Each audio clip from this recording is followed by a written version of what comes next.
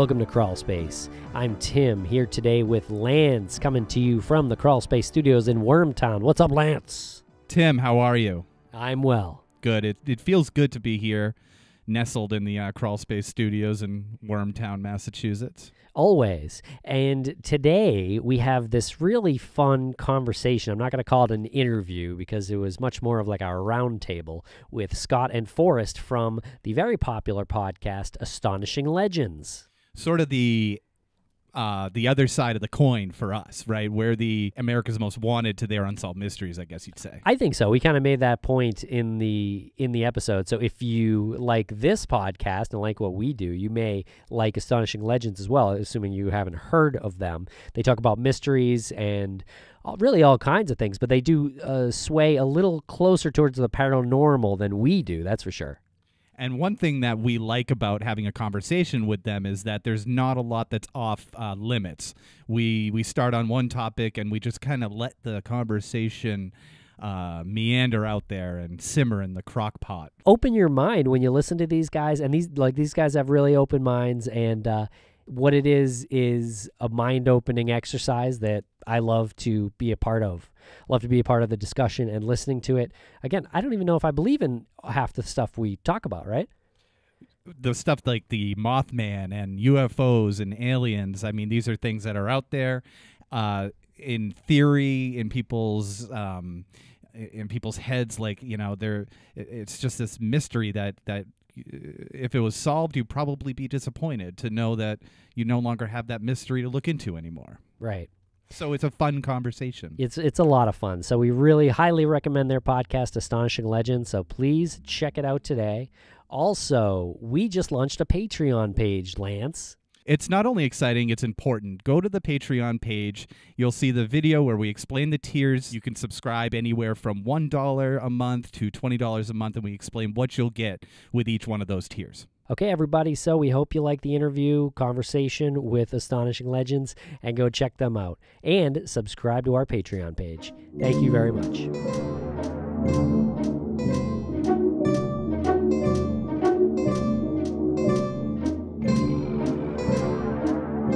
Welcome to Crawlspace, guys. We got Scott and Forrest from Astonishing Legends. How are you?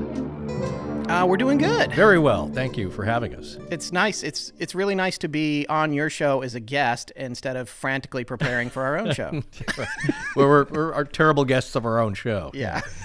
I just want to be clear that we technically only have Scott on, so not to perpetuate any rumors, but the only image that we see on the screen right now is Scott. And his mouth is conveniently covered by his pop filter, so I don't know if he's throwing his voice if another deeper one comes in. There are a lot of people that think I'm the only one doing this show. Well, you'll be especially mystified when we always talk over each other, so we've tried to curb that. Wait. He's moving his lips right now, Lance. See, it's a there you go. See, there's the gag. Wait, take a sip of take a drink. I'm an excellent ventriloquist. This is great radio, well. guys. Yeah. No, it's great for audio. Yeah. If you need a visual, it's as if it's that game you play when you stand in front of or stand behind somebody and you put your arms through and you pretend to be their arms. Right. That's sort of what we're looking at right now. Yeah. The audio version of that, which plays great with audio version of that, right? Yeah. So thanks a lot for joining us. This is going to be a real fun chat. We are big fans of your show, and you cover all kinds of topics, really. Some paranormal, some legend stuff. So I guess, how about you tell us what your podcast is first?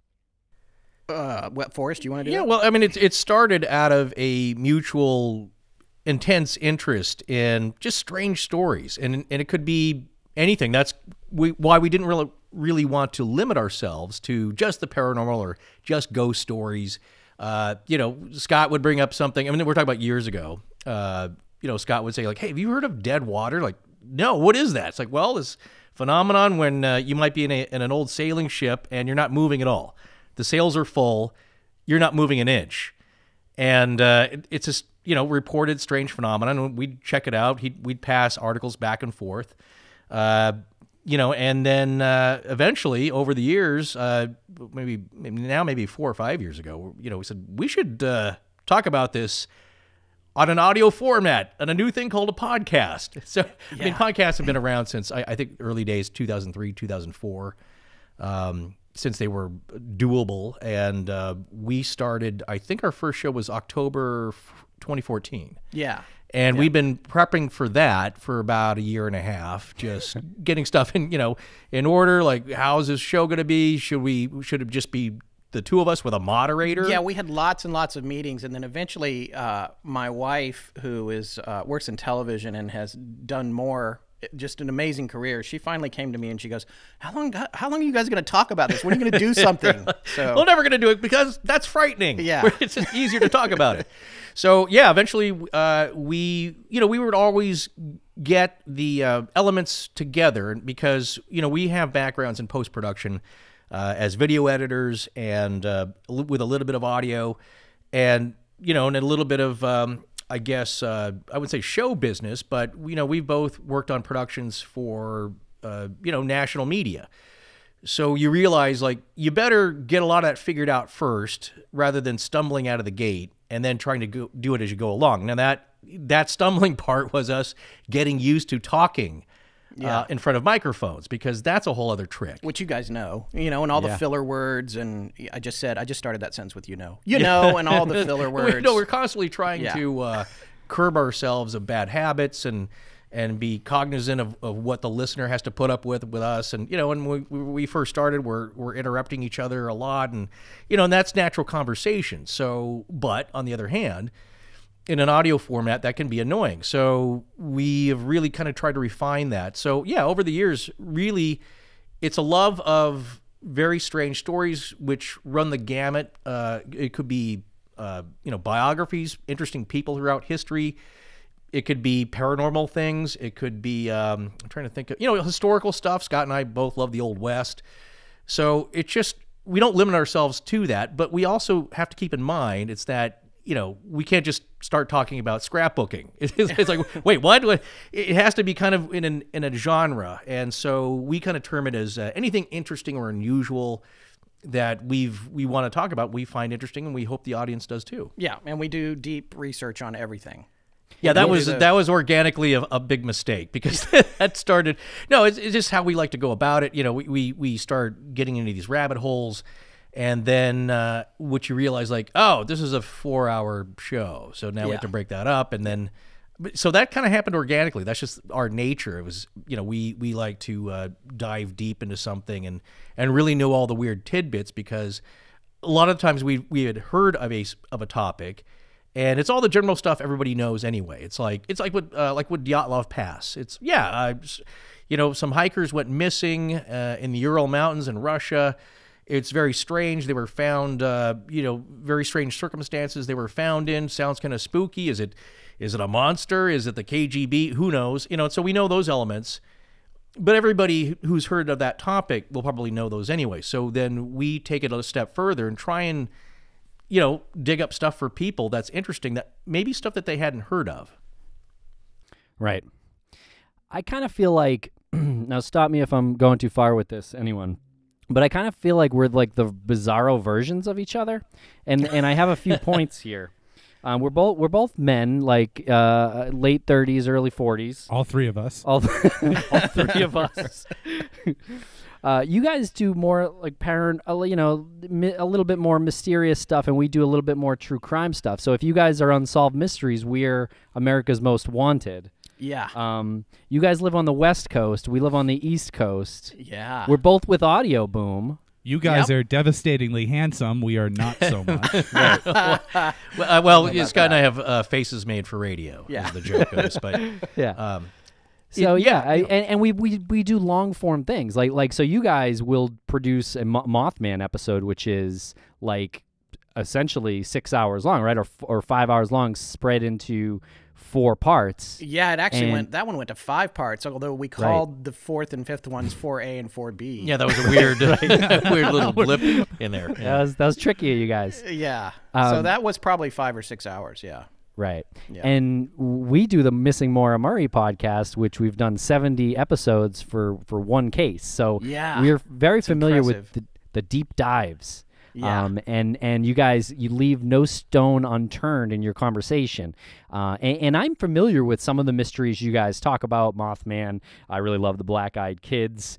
And when hearing your episodes, like, you cover the things that I know and then some, but you always cover the things that I know about it, which is cool because it's like, oh, okay, so they're way beyond me. Like, I know that already going into it. So I think that's really fun. Well, yeah, and that's the pressure that we always feel when we're producing, because we want to cover what everybody already thinks they know, and then we want to add to it. But there's no way to know what the people already know. Not to sound like Donald Rumsfeld, Right. There's no way of knowing what we don't know. But that's it. But no, it's a valid point, I think, and there's so much stuff that we've left out, and this is we have to pick and choose now because we have so much information. Yeah. We go through and we say, okay, we're going to put this in or not, but because we have a group of researchers, the Astonishing Research Corps, volunteers, and they come up with so much stuff. There's no way you could put it all into an episode. Yeah, there are really interesting lines that they dig up that are directly related, but you have to make that kind of a creative decision. And a lot of times it's for time. We didn't have time to get to it. We got to produce something every week, or at least 3 weeks on and 1 week off. And there's also the phenomenon of finding out something really interesting after you've already produced it. Like, oh, geez, if I'd known about that like a week ago, we'd have stuck that in. Yeah. But let me ask you guys, when it comes to doing a criminal case, does that ever happen to you? Do you have to leave stuff out? Do you find a tidbit? It's like, man, that's really fascinating, but maybe it's a lot of hearsay and it's not substantiated enough to really warrant this in if we're going to be respectful of this case. Does that ever happen? It happens all the time. The worst is when the worst is when you thought you vetted something out and you have a guest on or you talk about it in a factual way, and then you find out that you just overlooked an email or something, or you just overlooked a document, but you now know that, oh man, your voice is out there and that thing that you just said is resonating out there. And there's a web sleuth out there. For every incorrect fact that we mention, there's a web sleuth out there waiting to blow holes in it. Don't we know that? Yeah, we got those too. Right. We got those too. Fact checkers. We call them fact checkers. Yeah. I guess we're fortunate in that ours are. It's harder to pin down the mistake because we're talking about things like the Mothman or the black shadow in the corner of your bedroom. But it's still it definitely happens. It's hard not to make mistakes when you do deep dives. Yeah. Right, and it's hard to just to elaborate a little bit on that. When you have something that is a cold case, something that actually happened, it gets difficult sometimes to make the separation that you're not talking about a legend or folklore or something that is gone on through the annals of time, and you can now have your own freedom of storytelling with it. These are facts that we now know that law enforcement looks at, and we have to be careful on that end too. We have to make sure that the community is well informed, and we also have to make sure we either do or don't put out information the law enforcement may or may not want. But we love to correct our mistakes. So if we make a mistake in episode 54, we'll probably talk about it in episode 55 in the intro, do that too. As you guys do, which I really love. I think that's what was really so listenable to when I'm listening to your podcast, and I think I sent the email saying that you're the first podcast other than ours that I listen to when I'm in the shower. Yeah. Mostly because Tim's in there and he's just telling me about the podcast. that's cutting room floor stuff, guys. Yeah, right. But no, when I first heard you guys start talking. And then I read a review saying that you're like the click and clack of the paranormal podcasting community. Before I heard that, I heard you guys talking, and I thought this is what click and clack probably sounded like when they first started. When because they were around for 40 years or something, 30 years, long time. Yeah, I don't even know how long, but decades for sure. I mean, they were there before I was around, and and they're doing reruns. Yeah, they're do they call them reruns? Well, Yeah. they have to Anyway, be. Yeah. yeah, and but they have a backlog of hundreds and hundreds of episodes. But anyway, I can only I just imagine that that's what they sounded like when they were younger, just starting out. Well, that's quite a compliment. We're unfortunately we're not as young. We should have started this about 10 years ago, I think. Well, the medium didn't exist, but we're famous for that. Launching kind of projects that just aren't ready for the world. Yeah. Or the world's not ready for it. So, early on, Scott was really involved in this project that basically was kind of an early form of YouTube that, but it was based on people sending in video clips of interesting things in their area, and that would be shared on the internet. And we had the technology at the time, because I worked, again, in video post-production. So, I had access to a video camera. I could edit the footage. I was dubbing it off onto VHS and sending some stuff into Scott. So that was the early days where VHS. Yeah, exactly. Where the internet was not so robust and there weren't all these services. And it was a little too soon, because even when we had these video production backgrounds, it was tedious for us to do it. So people weren't taping things on their phone and sending them in like they can now. Yeah. So, but the idea was there, is that let's all, people around the world even can share videos of fun things. Yeah, we shopped that sucker. We had a business plan and everything. And but then the .com meltdown happened, and my joke was, well, we got through it without firing anybody or going out of business. Yeah, right. Because we never got into business.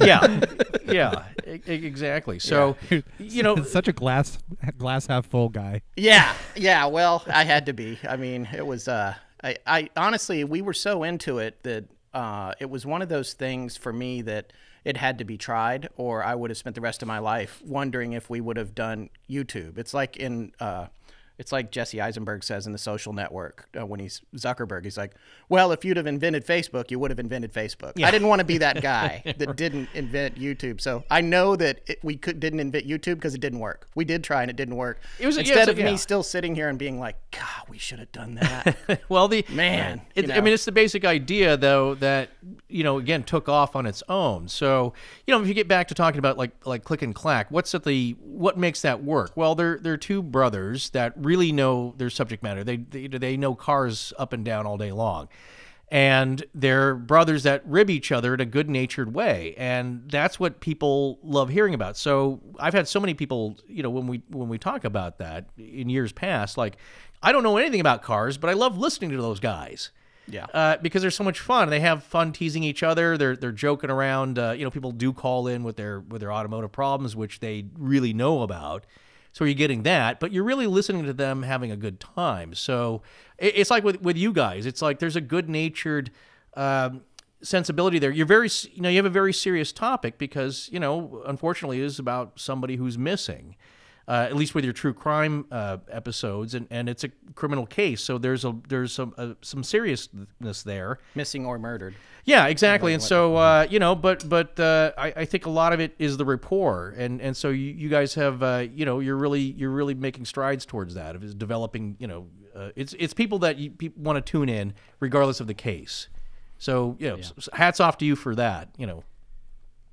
Well, thank you. Thank you. Nice. Sure. Now that we both mutually established it, but these entities here have the two of the best podcasts out there. Yeah, you can. By the way, you can cut all of this.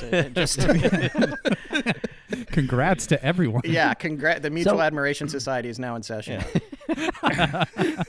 So, okay, let me ask a question here about Mothman. Now, so you guys did 4 or 5 episodes on Mothman, and I think it was at the end of episode 3, or maybe it was 2, but you brought up the real-life event of the Silver Bridge collapse. Yes. So the 46 people died in the Silver Bridge collapse. Yes. So how do you guys balance that, which is a little bit more fun, kind of talking about legendary stuff, kind of a little bit lighter, and then this real tragic event that this communities down in West Virginia and Ohio are still feeling today? Well, I think that did it. The story itself did that because people themselves at the time made that connection. It was a year to the day of what was generally regarded as the first sightings. Now, that might differ. As you guys know, when you start really digging into a story, it's like, well, the story that everybody goes to that ended up in the papers because it was two sets of teenage kids in cars that got buzzed by some weird flapping creature that kept up with them and chased them. And that, they went to the police. They were totally scared. That got taken seriously. But a few days before that, there was a report of some construction workers, highway construction workers, I believe, in the area that saw something weird, some kind of brown flapping creature that shot straight up into the air. And that's a few days before. My point here is that it was pretty close to being exactly a year later that the bridge collapsed. So in people's natural thinking, it's like, are these connected? Was that an omen? Did this thing cause the tragedy? And so there wasn't, it unfolded that way naturally. And when you research that story in that case, there's not a whole lot of pushback that you read about or hear about from the local community of people saying, oh, this is a bunch of hogwash that has nothing to do with it. You don't hear that. Which you do in some cases. You'd be like, oh, come on. And I'm sure there's residents of Point Pleasant that are like, please, the Mothman, whatever, the bridge fell down. That's definitely something that's happened. But with that particular one, you don't get a whole lot of pushback from people because I think everybody wonders if events were related. And also, as we pointed out in that series, the Mothman, which, the movie that they made based on that was all around the Mothman, but that was only really about a quarter or a fifth of all the weird stuff that was happening. But with regard to the personal trauma and everything, it is hard. I've been to Point Pleasant, and the mark of that is definitely still felt on the town. It's a great tragedy, and I think that I think I unintentionally quoted the movie there. Was it? Then Indrid Cold goes, great tragedy. That's what my mind does sometimes. Accidental. It goes right to a movie quote. Yeah, it is horrible, and it has, especially at Christmas, there was just so much strange stuff happening. And that one, honestly, in terms of a human toll, that's probably one of the worst stories we've ever told. Besides possibly the Henry Plummer, which was an Old West situation where there was vigilantes killing each other for years. But in terms of that kind of stuff, most of our stories don't involve something that grim. And honestly, I would ask you guys, I don't know how. I couldn't do true crime because I, just with your most recent Cellar series, he had a TV show. It was about the Isle of Wight crime. That's right. Yeah, Randy Patrick. Just that crime is just so horrific, and it's fascinating to listen to. But if I was producing it regularly, like you guys are, I would need at least one therapist, maybe well, two. it gets into pretty dark territory. I think the way that we approach it always, and that's partly due to just our personal natures, is that we come at it very respectfully. Yeah. And so which you do too. Yeah. So. Well, because people aren't going to open up to you if they think you're just going to goof on them. And, and I've heard this before in other true crime podcasts where, initially everybody who approaches, who gets approached to be interviewed are like, well, I don't want to talk to you. I don't know what you're about. What's your angle? Are you trying to sensationalize this? This happened to a family member. And so they're a little reticent to go on and talk about the details anyway. But what you'll find is, I think if they seem that you're respectful about it and can do something or want to help and share the story, then they open up. So when Scott talks about, the pushback from anybody, especially who live around the towns of Gallipolis or Point Pleasant, the fact that we're not getting on there and doing, I don't want, other big shows do that, where, especially if there's a few comics on there. Yeah, we have shows, we have guests that we try to get on our show that won't come on because they've been lambasted on other shows. In fact, we had one specifically that we're having on this year because he wouldn't come on the show. Then he heard one of our series and was like, oh, you guys really covered it well. You've been very respectful, whatever. And now we're the only show that he'll agree to go on anymore, and he gets called weekly. So that it pays to be respectful, which I'm sure you guys learned the same thing because you're connected with, and our mutual friend Jordan over Yes. at nighttime. It's the same thing. You've got to foster those relationships and have the people respect you. Yeah, I think even they don't expect you to believe them so much because they know a lot of these stories are so outrageously crazy with their details that a lot of times they don't believe what happened to themselves either. It's just they're trying to grapple with it, and sometimes they want to talk about it with somebody and share the story, and they don't mind. It's so when you have them on, it's like basically the respect is let them tell their story. Don't paint them as wackos. Don't interject things. You may have your own opinions about what they're telling you, but I think to let them tell the story and then again, don't characterize them as something or like, well, that's pretty wild, wacky. I don't know what he was on. I don't know what he was smoking. That's what they don't want to hear because imagine yourself. That's why people don't. I've always said this before. It's probably every other person every third person has some weird paranormal story, something weird that happened to them, and you may never hear about it because they don't tell you because they're afraid that you're going to think they're crazy. There's a high percentage of people that have stories that never tell anyone until they wait until they're. In fact, this brings me to my next point. We're not letting you guys talk at all, by the way. So especially point number Forrest, 3, because he can't even see you. So if you want to talk, just raise your hand there, and I'll do my hand signal to him. There you go. All right. What I was going to say is we talked a little bit about the curse of the man who sees UFOs, which you guys had mentioned, and I just want to on an aside. Tim and I had a good laugh about that this morning because I said I literally just wanted to ask them if they saw the movie, and then it was like, oh well, we'll watch it tonight and we'll research it, we'll totally vet it, and we'll be ready to talk about it tomorw. No, I just really was curious. And I'm on the emails, and I'm like, I have not seen that movie, and I cannot watch it tonight. And I'm pretty sure if I had said, hey, have you guys seen the Godfather trilogy? And you hadn't, you'd be like, nope, but we will take care of it tonight. We'll be ready to talk about it tomorrow. Well, it's funny. This is technically a dark week for us, because we can only do so many in a row, and then we have weeks that are it's like all admin work and prepping for something. And so on a dark week, it's still like a 50-hour plus week of work, but we feel like we've gone to Tahiti. So it's like, hey, we have to watch a movie about UFOs. It's unrelated to anything we're doing right now. It's like, okay. That was a fantastic diversion last night. Yeah.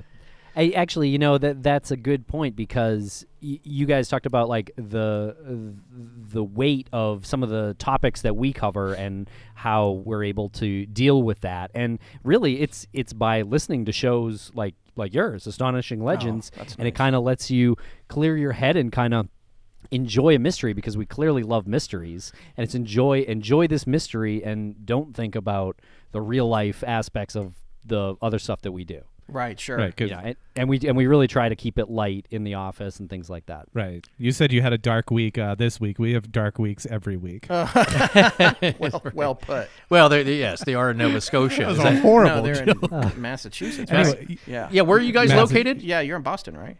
Yeah, we're in Massachusetts. We're currently in Wormtown, about 45 miles from Boston. Okay, gotcha. Wormtown is its real name, that is? Really? No, it's Worcester, Mass. Oh, that's Worcester. Does everyone call it Wormtown or just you guys? We're going to let your research team look up why it's referred to as Wormtown. Very good. There's a history there. There could be that a giant worm once roamed the streets, but I'm not saying that that's... nice. I like that. Or- That's good to know.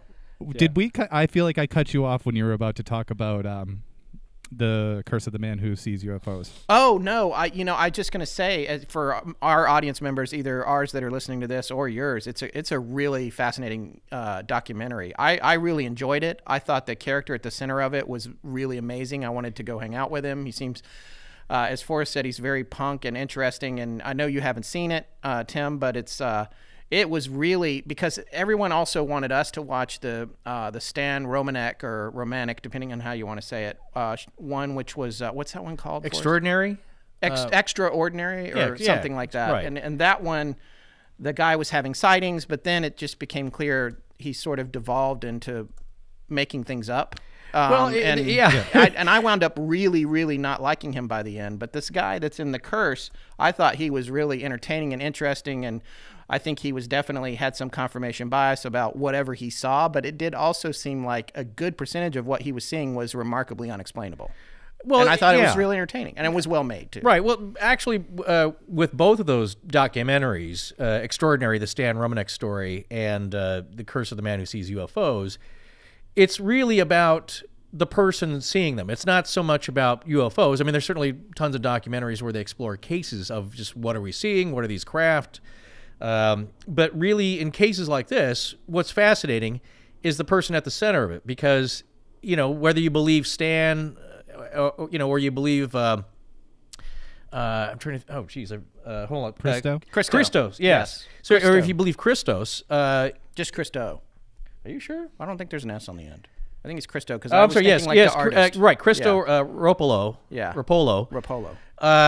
It's about the kind of person that either is or claims to be plagued by these things all their life, and that kind of has defined them. And how does it affect you? What kind of person and comes forward with this? And I think what you see is that even if you don't believe either of them, they believe it so much that they're at the point where they have stopped caring so much about what other people think. And so that's kind of an extraordinary turn, you know, on a personality where it's like, you know what, I know I sound crazy to everybody, but it's something I can't deny anymore. And so go ahead and shoot, you know, go ahead and film me.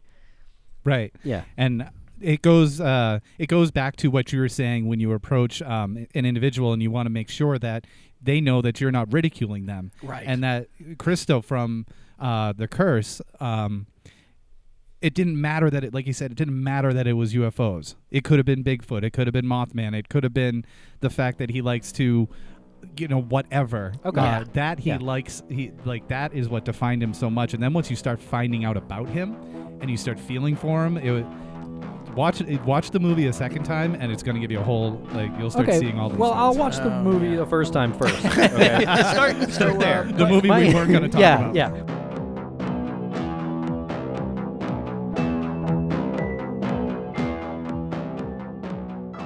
Lance, you know what is great for helping you become a better you? I don't know. I've been trying to figure that one out for a long time, Tim. It's audiobooks with Audible. So whether you want to feel healthier, get motivated, or learn something new, try books like The Sleep Revolution, The Power of Habit. What if I wanted to be a better fiscal me? You could try You Are a Badass at Making Money, or Rich Dad, Poor Dad. What if I wanted to be, I don't know, a more successful me? You could read or listen to The 4-Hour Work Week. Audible helps you listen to more books by letting you switch seamlessly between devices, picking up exactly where you left off. Whether it's on your phone, through your car, from a tablet, or at home on an Amazon Echo, you can get through tons of books, hands and eyes free, while doing almost anything. And Audible members get a credit every month, good for any audiobook in their store regardless of price, and unused credits are rolled over to the next month. Didn't like your audiobook? You can exchange it. No questions asked. Plus, your books are yours to keep. With Audible, you can go back and re-listen anytime, even if you cancel your membership. Audible content includes an unmatched selection of audiobooks, original audio shows, news, comedy, and more from the leading audiobook publishers, broadcasters, entertainers, magazines, and newspaper publishers, and business information providers. Audible is offering our listeners a free audiobook with a 30-day trial membership. Just go to audible.com/crawlspace and browse the unmatched selection of audio programs. Download a title for free and start listening. It's that easy. It's that easy. Go to audible.com/crawl or text crawl to 500-500 to get started today. Go to audible.com/crawl or text crawl to 500-500 to get started. You can do it with audiobooks.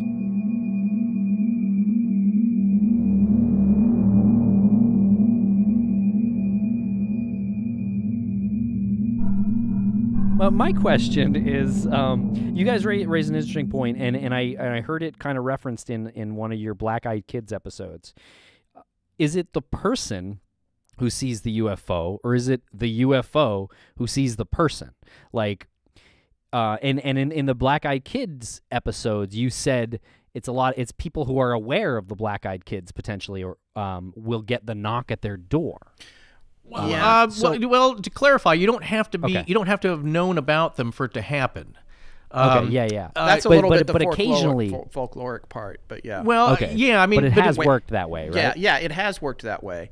Yeah, if you're asking about, of course, and if we said that just to make it spooky or whatever, it's like once you know about them, they're going to show up. Yeah. So, well, that's not an axiom. That doesn't mean they're always now going to show up. These things are very rare. First of all, all paranormal events are rarer it's than you think. Even Skinwalker Ranch, which was like a hotbed of activity, they said it themselves in the book. You can sit out there for 5 months and nothing happens. Right, and so it's that weird paradox where it is extremely rare for these things to happen. When people write us and it's like, now I'm freaked out. It's like, I wouldn't worry about it.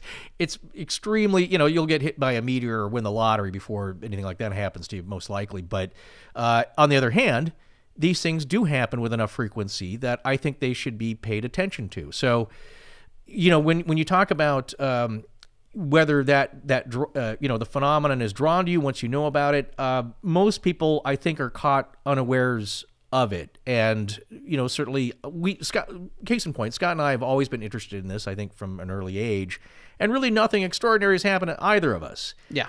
Little small strange things that just make you cock your head to the side like, what was that? But nothing that is a story, certainly. So, and people, we've had some comments about, demonic possession of fairly recently where, people were saying, well, because they're Catholic, they're really into that. So they kind of brought that on, or they're really into it. And really it's only Catholic people that get possessed. And it's only religious people that see ghosts because they believe in an afterlife. And it's like, well, no, I know that's logically what a place you get led to, but it's not. The people, atheists and believers alike experience especially stories. in the case of the medical explanations for some of them, like now I can't remember the name of it, but the woman that wrote Brain on Fire, the medical condition. Yes. Yeah. Doesn't matter what religion you are, that can happen to you, and you're going to appear possessed to your family. Additionally, we have had guests on our show that will tell you and do believe firmly that people create their own reality. And so there is something to your question there, Tim, about that's interesting. For me, and I know that you haven't seen it, but in Curse of the Man Who Sees UFOs, one of the most amazing moments in it is this short little shot. It's like 5-10 seconds. They go away from it. They don't talk about it in great depth, but he goes out on his front yard and he sets his camera up with an infrared lens on it in broad daylight. And he's like, they're out here all the time. We're just not on the right spectrum. And sure enough, you look through and there's this huge slow-moving sphere moving across the sky in infrared in the daytime. Now, okay, I'm not there. I don't know if it's a lens flare, maybe it's a reflection off a jet that's somewhere else or whatever, but I was like, oh yeah, this plays into the idea that this stuff is all around you. You just don't know how to see it. Right. Well, the key, yeah, and I'll just interject here a little bit. The interesting thing about this documentary and this person, Christo, to begin with, is that it's the frequency of it. If you hang out with him for a day or two, he'll produce this weird phenomenon for you to see. Yeah. Because his neighbors have seen it. And you'll see that throughout the documentary. It's like, even the guy, I was going to say, Justin Garr, who actually shot the documentary about Christo, is shown something that he can't explain. He said, I don't know what it is, but I'll say it's not a plane, which is, I think, the name of his production company. Not a plane. Yeah, copyright 2016, not a plane. There's a scene at the end that looks like the beginning of the closing scene to Close Encounters with lots of little things dancing around. In formation, separating, changing patterns. It's pretty crazy. Right. And that is that shot in Close Encounters where they all come together and then fly off. That's kind of happening. However, it's also easy to do in After Effects. But I don't think that's what Chris is doing. That's what I'm saying. They're trying to talk. Yeah. He can't see you. He has no idea. Every time I see their body language and they're like, and they're just like, sorry. Yeah. No, I'm going to wrap up the point here. Okay. Is that, please do. Yeah. Is that it happens with such frequency around this guy. Yeah. And there's something significant about that. And it's not dramatic. These are points of light that change color. They're oddly shaped. But it's not the saucer kind of whizzing by with round portals and large-headed guys waving at you. It's nothing that dramatic, but there's something to it, and so many other people have seen it. That, as you'll see in the documentary, that is, I think, to your question, is like because like Rich Haddam, we were talking about. Is it just a psychic thing that's happening with this person, and other people can't experience it? Well, I think there's a myriad of things going on. It's never one thing or the other. You can't pinpoint it. It might be something that every person on this planet has a different experience and connection to this weird phenomenon. So you have to be careful with how many questions you ask us because you're going to get 20 minutes on each one. So Yeah, well, you no, might we wanna- don't might wanna have look at your had, yeah. list and just. It's all good. Okay. Actually, when you said, and I'm going to do my best to phrase this and maybe wrangle this into another topic that we wanted to touch upon, when you said the frequency of, I thought you were going to say the frequency of him. Oh. And not the frequency in terms of like duration or Yeah. amount of. Oh, that's part of it too. Yeah, I mean, And it that certainly is part can of be. it too, Yeah. right? Like Their vibration, you're No, saying no, an no. individual's vibration? or the frequency that after a while the filmmaker starts going, this guy actually might have something legit. His neighbors are like, no, I might have seen something. I'm thinking more of the power of influence, which goes to some of the stuff in I think well, everything in your stories are connected, but Mothman and Skinwalker, where the spaceship looks like something that you see in your kitchen because you're familiar with appliances. The Yeah. spaceship kind of looks Oh, like yeah. an egg beater or something. It shows you what you understand or what it thinks you will understand. It's going to your frequency. Yeah. It's going. It has to try to meet your frequency. That's where I thought you were going with that. And that's something I would love to hear your thoughts on. Our interpretation of what we see and how we see it and when we see it. Yeah, let me add on to that real quick because Because we need to fill another 45 minutes. No, but in the Black Eyed Kids stories and in the episodes that you guys produced, a lot of people who tell their stories aren't sure whether or not the kids are actually talking to them or not. Yeah. Or if it's a telepathy conversation and they're reading their minds and it's going back and forth and no words are being spoken. So hopefully that adds Same on thing. to your okay. Absolutely. Same thing with Indrid Cold and Aliens. Oh yeah, we're like- gonna get into Indrid. I and can't his wait. wife Ingrid. Yeah, Indrid and Ingrid Cold. Well, It's a so- great couple. right, She they- makes great casseroles. No one's really sure. Yeah, that as far as that name, it goes back and forth on that. Mostly people settle on Indrid. But to your question, I think it's no one thing. It could be 1,000 different things because we always say, you don't see with your eyes, you see with your brain. Your eyes take in the light. Your brain has to interpret it. And, I think we were talking about Woody Derenberger, who, he's the one who saw that weird... Who saw Indrid? Yeah, he Yeah. saw him on the road, but they're flying in this giant, weird, old tin can lantern with a squeaky door. Is that really... Because the 2 points I'm going to make here is that what they're projecting onto Woody because they think, like, well, he'll get this. It's not going to freak him out, so, he ends up catatonic. He'll understand this shape. Or is that what Woody's brain is interpreting? Because the real shape of it is this amorphous, glowing blob that they're actually flying around in. But Woody's never seen anything like that, and he can't handle it. His brain's overloading. So is that his brain saying, like, okay, we're going to go with a lantern Well, because and we know this what that is? I mean, this is all speculative, of course, but then when you start getting into the idea of interdimensional beings and ultra-terrestrials and John Keel and all that kind of stuff, and you think about the Black Eyed Kids or any of the stories that we've told in terms of everything being connected, when what you're looking at is a long-distance call from another dimension, it's and the technology is not quite right. Are you saying all the rules are out the window? Yeah, so it's just like, this is what you need to see right now. And I think in a way, that's a totally hypothetical conjecture, but it fits when you think about it. It fits to nearly every story we've told in almost 100 episodes now. It kind of reminds me of I don't know who the original artist was that did this, but there's a piece of artwork, I guess, out there that is the Stephen King universe, and it's all of have you seen this? No. Oh, Google this, the Okay. Stephen King universe, and it's all his characters, all his stories, and lines that go from each character to each story and town and monster, and how they're all connected somehow. Yeah. And as I'm listening to your show, I'm thinking about, this universe. Oh, And yeah, it- sure. I You- see you- it. you- I see yeah, this. Yeah, right? yeah, And yeah, it's- yeah. You start saying, well, oh, he was the sheriff at this time, but his daughter went to school with this person from So this book. then becomes the question: is does King have a chart of his own that he would make sure that they didn't run into problems like Star Wars, where people are making out with their sister or whatever? Yeah, down the I road. feel like he's working on that chart in like the edit. I don't think he's thinking about it consciously right up front. I think he's trying to figure it out. Yeah. Figure it out before the book's And published. he's probably thinking like, Well, fuck it. If someone's making out with their sister in my book, Yeah. probably not the worst thing that happened to me.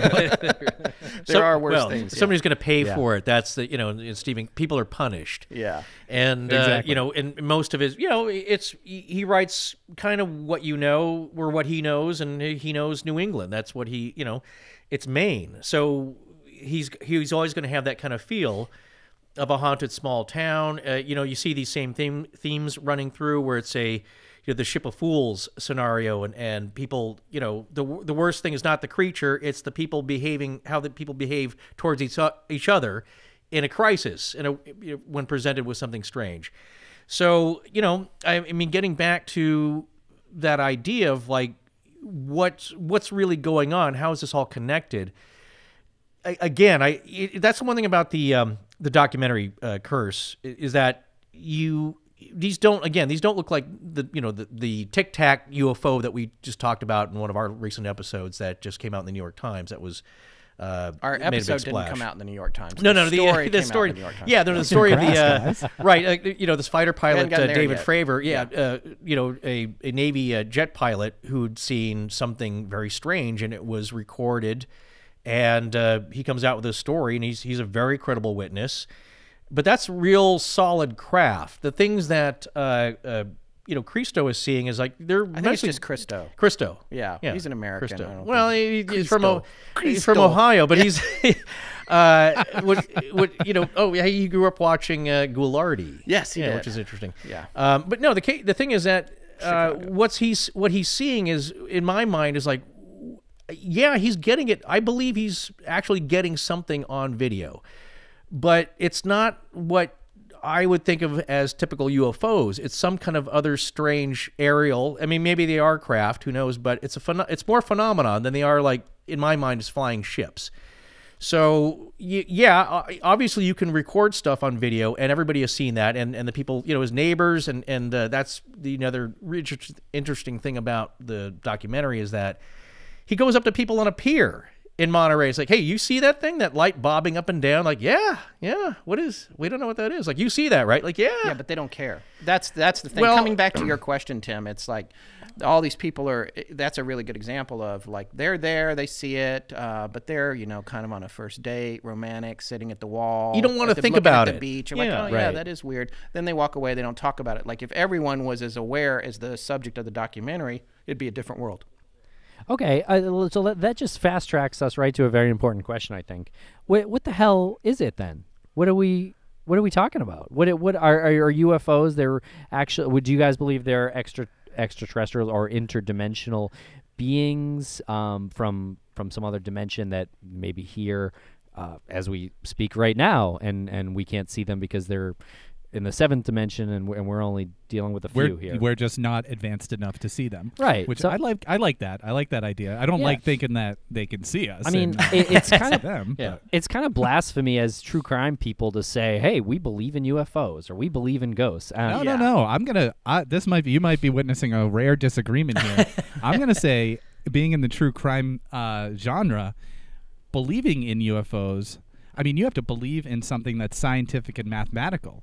And if UFOs are anything, they are scientific and mathematical. Well, yeah, I guess we should clarify UFO because unidentified flying object could mean an airplane that someone sees and doesn't know is an airplane. Yeah. But yeah, we're talking about something from somewhere besides Earth or some other dimension that is here that we're not consciously Or just Perceiving. aware of. under yeah. the water. Right. One thing that I've always thought was from the paranormal world that is directly connected and influences true crime is the psychic connection, which we see this all the time with people who they had a vision of a crime happening, or some disaster as well. So many people had premonitions of 9/11 happening, just weird gut feelings. They didn't get on a plane. This happens all the time. With crime, it's like I saw a flash of somebody in trouble, or, just listen. We comment on Jim Harold's podcast all the time. And the Campfire series is all people calling in with their strange experiences, and you hear that all the time. It's like, one of the most striking ones is, my great aunt saw this figure pop up in the window, and we both saw it, and it looked like this white head. And people were like, well, that's an alien, with black eye sockets. And this still creeps me out. She saw it, and what happened is that a few days later, she was murdered, but not found for quite a while. And what the guy telling the story about, it wasn't his great aunt, it was the regular aunt, that he was close to, is that her decomposed body looked exactly like what she described. Stop it. And weird stuff. Yeah, it's like weird stuff happens all the time. But anyway, I would say that's more connected. If you're talking about UFOs and craft and what is it, and that's the big question, I think it's 1,000 different things that are, what I'm saying, it's unlimited. It's not just one craft that everyone's seeing made by space tech from a different planet, and they're all sending them here. I think maybe that's one explanation out of 100. I didn't say stop it in a way where I didn't believe it. I said stop it because that sort of terrified me. No, I could tell. Yeah, that's it. That story is really scary. Jim Harold, he has a podcast called Campfire. He has a lot of podcasts, but this Campfire one that does kind of ghost stories is a really good show, and there's a lot of creepy stuff on there, by the way. To be clear, I don't think it's blasphemy, Lance, for us to say we believe in extraterrestrials or ghosts or something like that. Clearly, we actually said we believed in ghosts on one of our episodes in October, and we didn't get any shit for it. Yeah. Actually, isn't that weird? We probably would get more shit if we said that we believed in extraterrestrials. Oh, you're probably going to get it for bet. this episode. I'm gonna yeah, probably. But I guess what I'm saying is, yes, like we're trying to use some scientific method to dismiss certain things, right? And that's what we do in our podcast. Sure. If there's an angle, like a theory or something, and then we'll talk it out ad nauseum, and eventually we'll dismiss some of these things. And I think it seems like Lance is approaching this interview with you guys too. We're not trying to dismiss these things that you're talking about. We're trying to learn more because the way that you guys produce your episodes, we can't dismiss them. Right. I cannot sit here and say extraterrestrials are fake or black-eyed kids don't exist or the Mothman didn't happen. How disrespectful would that be if I said that? Well, there's a lot of people that say it. Like a lot of people will separate true crime and kind of paranormal or fun, like legend stuff, like what you guys cover.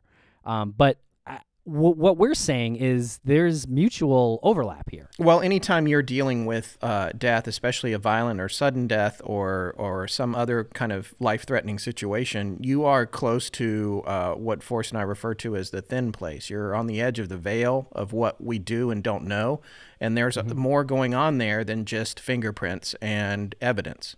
Well, yeah, did you just say the thin place? You guys calls the thin place? Yeah, well, it's not just us. That's like that's we didn't an old coin Scottish that. term. Yeah, the thin place. That's I a believe. great term. Yeah, because it's that and you talk about I mean, this is since ancient times. Certain times of the year, Halloween, it's the thin place at the thin time when death is veil close. is thinnest. Yes. Yeah, and so you're more likely to see weird stuff at the at the solstice, whatever it is. But to your point about what the goal is or how you feel about when you listen to the podcast, that's all we ever wanted. We're not trying to press upon you any one theory that we may have uncovered. We're going to tell you what we think. But you're allowed to believe whatever. We just want to present just the different stories. You can take away from it whatever you want. But you'll find that if we do get some complaints on it, it's that people are like, well, that's crazy. This doesn't make any sense. That's BS. It's like, well, yeah, you're allowed to think that. But because where they get so riled up is that it's all personal. It all comes down to personal belief. And you'll find that I'm sure in your stories where or refusal to believe, or and out of fear a lot of times, right? That's where that comes from. Yeah, and look, we're not trying to tell you that, even though you may get that feeling, but it's also it ties in with true crime. I remember case in point, a car smashed into some car out in front of my apartment, and middle of the night, you run out there. The guy's I believe he was drunk, and he peels away, and I got a glimpse out the window. I was trying to wake up, and it's like, okay, it looks like a white car, maybe a Japanese brand. And then in the morning, as people were gathered out there, all the people are coming out of their apartments, And I just remember this one guy. It's just like, no, that's my roommate. Is it? It's like, yeah, he, what kind of car was it? Like, oh, he drives a red Thunderbird. It's like, well, no, it wasn't. I saw it. It wasn't a red Thunderbird. It's like, no, it is. No, it was that's him. He's a jerk. And it's like, okay, well, Wow. how do you know that? It's like, yeah, he's just real flake, I mean, he's a friend of a friend, and he owes us some rent, and I'll bet it's that red Thunderbird. He was so convinced, and even though I'm telling him, like, no, dude, it wasn't. I didn't get to look at the license plate, but I peeked out the window, and it's definitely a white car. That guy does sound like a jerk, though. Yeah, well, hey, you got to pay the rent. The guy in the red Thunderbird. Yeah, you got to pay the rent. that It's like guy. a prerequisite to have a Cannot Thunderbird. stand that guy. But that's that was a cemented convertible. belief based on his experiences. Like, I don't like this guy, or I believe that he's this way. It's got to be him. So that happens, I'm sure, with witnesses. And yes, that's why eyewitness testimony is often faulty. But the point I make about tying this to the paranormal is that you may disagree on the color of the car. There was a car there. And it's like, well, did this thing have bat wings and fangs and glowing red eyes? Like, no, but this person says yes. This other person says no. They were kind of like butterfly wings. Whatever it was there, and it shot straight up into the sky. And now, 10 people you can all disagree about what it looked like, but it did something weird.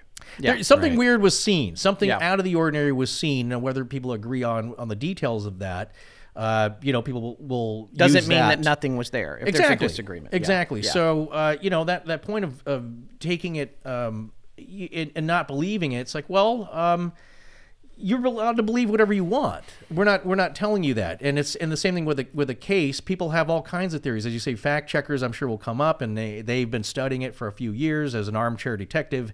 And they have a theory, and they're going with it. Well, we find the same things as well. People have, it could be the Mary Celeste. Like, no, I've been reading about this. I've read all the books. I've studied the inventory charts.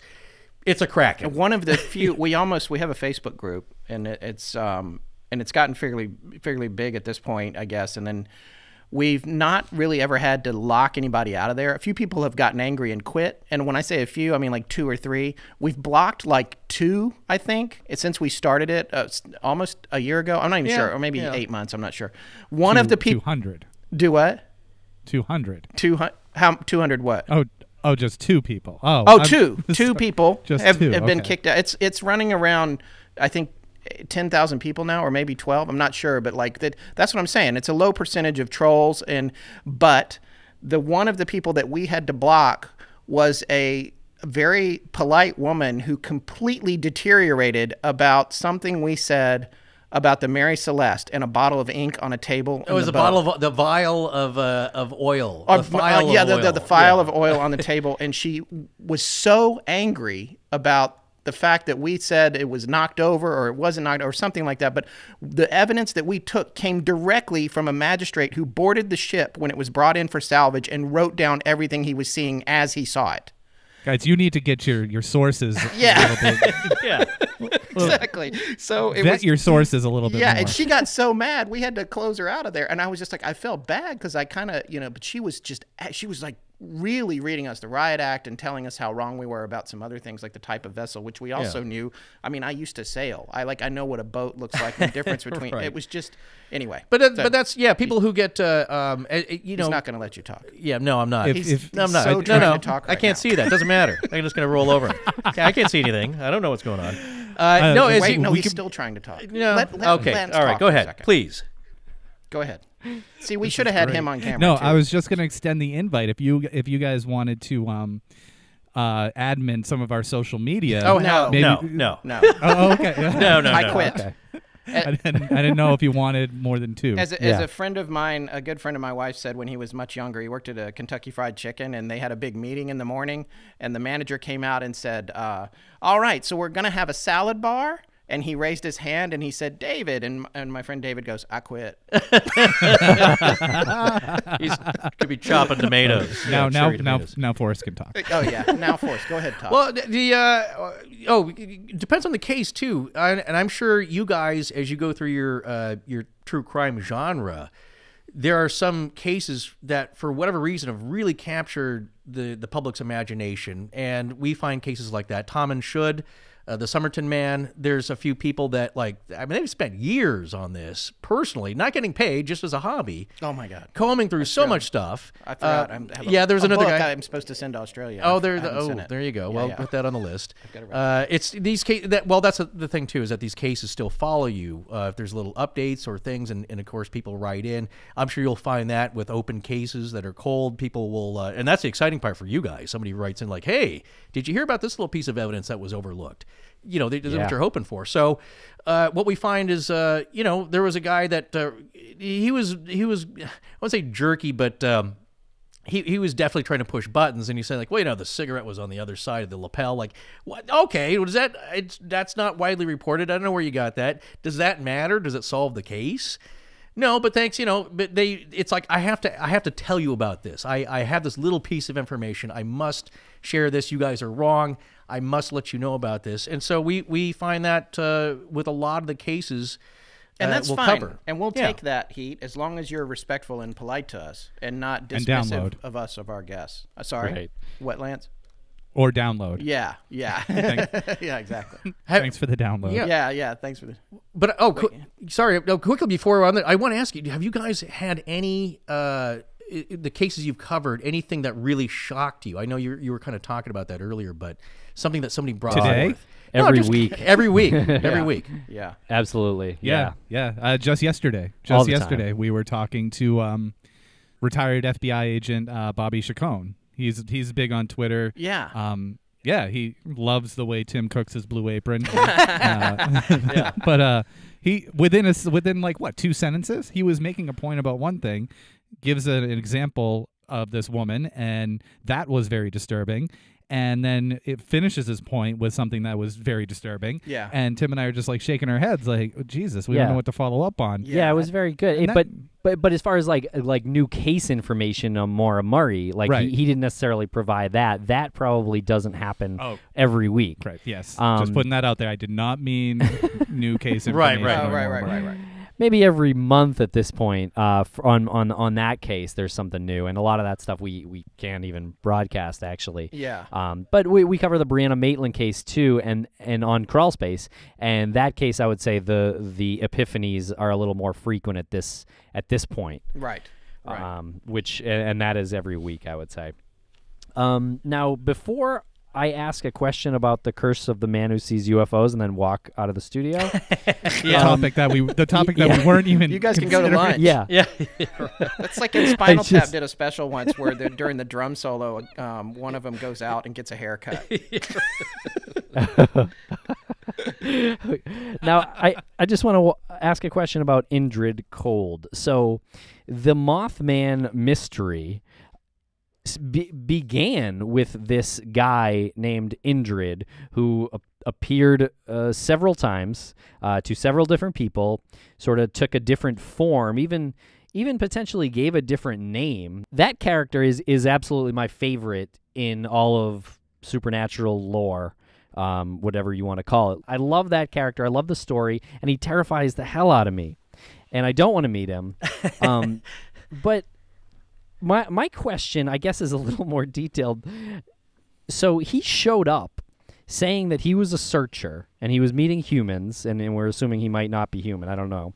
But he was this guy who had this otherworldly smile, like a smile pretty much bigger than, was described as potentially bigger than a human can really smile. He showed up saying he was a searcher. Yeah. And like, was he looking for the Mothman? That's something that we've talked about. That's a theory that was kind of fun that we enjoyed banding about because it's. But here's the thing that's interesting about that whole case: they're not directly connected with the creature. Indrid Cold, it may or may not be directly connected to that creature that was flying around with the giant red eyes. And they may not be connected to the disaster of the bridge. There's, it's a flap of high strangeness, I think you could call it. Mm. Yeah, so I guess that maybe that's why I'm kind of grouping them together, because there was this high concentration of strangeness in this one area, in this one year, basically. Indrid Mothman shows up, and then the Silver Bridge collapses.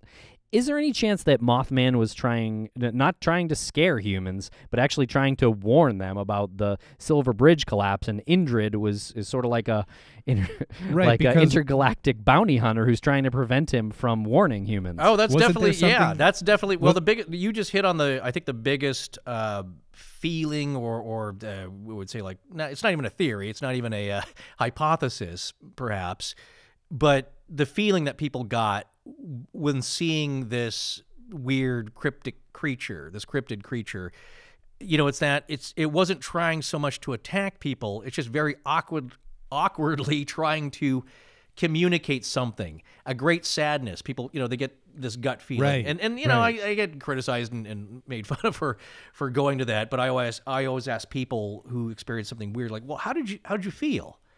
And it's like, well, I was terrified, like, okay, or I felt, it was a ghost happening, but I felt really comforted, like it was an old relative's, and I think that has a lot to do with that, because that goes beyond our limited communication skills verbally, and even what we see, that gut feeling, and it runs the gamut. So yeah, you just hit upon, I think, the most thought of theory is that it's some kind of communication with this weird beast that was maybe trying to warn them a year in advance. Yeah, and I think with regard to Indrid and the idea of Indrid, the weird thing about that is, if you could say that, Woody Derenberger was the one who was having the primary interactions with Indrid, that continued with him coming out to his house, sometimes in a big black car, sometimes in a black Volkswagen Bug, sometimes reprimanding other strange beings. Well, that whatever stole his Avis had at the shoes. time. Yeah, ate his hat, stole Right. his shoes, whatever. His shoes came back the next day. Woody was like, that won't happen again. So he's like this cosmic cop. But then you think, all right, well, maybe Woody's making this all up, but some of the details that he shared with him were received by another person that didn't know Woody in another city. Same kind of information came through, and it was a college kid. Yeah, that's right. And his roommates saw the story of Woody on TV and were like, come in here, man, he's saying the exact same stuff you said. And it's like, okay, that's the stuff we always look for. Forrest calls it the button, but I mean, everybody calls it the button, but it's like, that's the thing where it's like, okay, well, this is all just this one guy and he's alone when everything happens. But then it's like, oh, wait, here's a dude in another state and he's saying the exact same stuff. That's when you're just like, what is happening there? And that's part of the, the big questions about Indrid and who he was. And again, as Forrest said, you don't necessarily, it's very speculative to draw a direct connection between the collapse of the bridge and everything else that was going on. Those two events, I mean, everyone knows, but the engineers will tell you that I-bar number 13 broke or whatever, and the bridge collapsed as a result. It was poor design. It wasn't, didn't have redundant strength capability, that sort of thing. Whether or not there's psychic energy around all of those deaths and the impending deaths, and we don't really understand what time is, but if we understood time better, maybe we would know that thing was coming and it attracted the Mothman or whatever else was going on there. But it wasn't just the Mothman. It was the Mothman. It was UFOs. It was strange dwarves that went into the newspaper office. It was like all kinds of... the flying bat creature that tried to go make off with the bloodmobile. Oh, yeah. Or Oh, yeah. skyhook claw on it, something weird. But the bridge really collapsed. That's the bridge was really built faulty. Yep. The bridge was going to collapse at some point. Yes.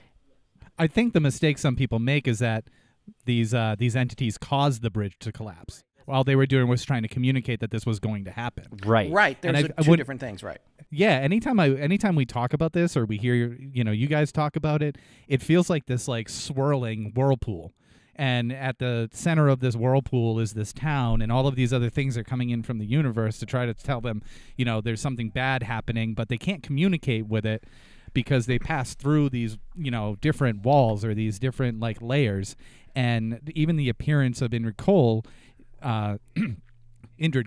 is an indication of that. It's almost as if someone had said, or he looked at, from a distance, looked at this whirlpool and saw these people and said, well, people seem to like it when other people smile, so I'm going to put the biggest smile on my face possible. Well, and I need to look normal, and people wear suits. It's kind of like if you saw The Fly, not the first one, but the Jeff Goldblum one, right? Love that one. Yeah, Yep. Oh, the Vincent Price one? Brundlefly. Yeah, the first one's great too. But I mean, when he first the whole problem there is he gets mixed up with the fly, right? And so the idea, there is an idea, and again, this is all speculation, but our show is mostly about speculation. It's all.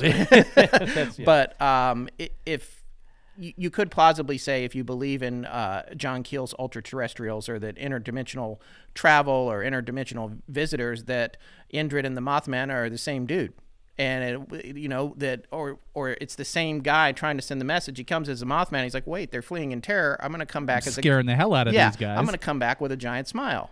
So there's all those different kind of ideas. And people will get into the whole argument about mass hysteria and all that sort of thing. But I can tell you, when you go to that town even today, there is a palpable feeling that is still there. And it is, it's weird. It's real, and it's really cool. I mean, I love it. It's a great place to visit. But like, when you go into the diner and you sit down to get some good old fashioned, Chicken fried steak. Yeah, chicken fried steak, whatever. And then like, there's all these little tchotchkes on the wooden shelf over where they're cooking. And standing up there is a little carved wooden Mothman. It's just so like, it's just part of their existence. It's like now, do you think this is one of my actual written questions? I don't think we've touched a single written question. But do you think that is something that they just do as a defense mechanism to diminish the seriousness of what's happened? Well, there's certainly, there's an upside for Point Pleasant in the tourism that they get. They have a Mothman festival every year, which is awesome. They have a museum there, which is awesome. People go every year, and that's all really cool. So it's useful to them to perpetuate all of that.